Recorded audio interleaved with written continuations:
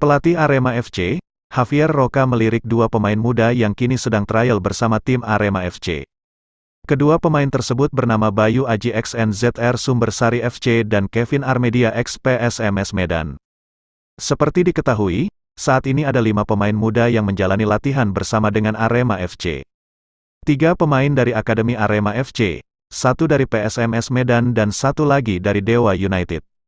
Dari 5 pemain trial, saya merekomendasikan 2, Bayu Aji dan Kevin Armedia X PSMS Medan, ucap Roca, Kamis, tanggal 12 Januari tahun 2023. Alasan Roca melirik 2 pemain tersebut lantaran memiliki kemampuan mumpuni di posisinya masing. Di mana Bayu Aji berposisi sebagai pemain belakang, sedangkan Kevin Armedia berposisi sebagai gelandang serang. Kemampuan Bayu itu bisa jadi stopper bisa juga gelandang.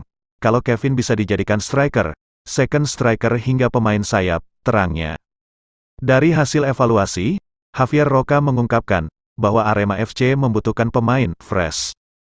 Fresh di sini diartikan bahwa Arema FC membutuhkan pemain muda dalam mengarungi kompetisi Liga 1 2022/2023.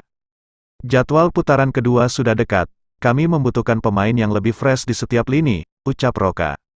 Roca mengatakan bahwa saat ini para pemain Arema FC banyak dihuni oleh pemain berusia di atas 25 tahun.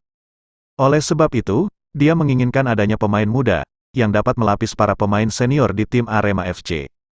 Hal ini untuk mengantisipasi padatnya jadwal di putaran kedua Liga 1 2022/2023. Saya pikir semua lini masih bisa kami tambah pemain. Tapi kita harus lihat pemain dengan proyeksi yang bagus. Kalau kita lihat dengan semua umur kita cukup tinggi, di defensif rata-rata di atas 25 tahun, kecuali Vigo, ujarnya. Pelatih asal Chile itu mengungkapkan bahwa dirinya lebih suka membimbing pemain daripada mencari pemain yang sudah jadi. Saya lebih suka membimbing atau membikin daripada menerima yang sudah jadi, makanya ada pemain yang trial di sini, tandasnya.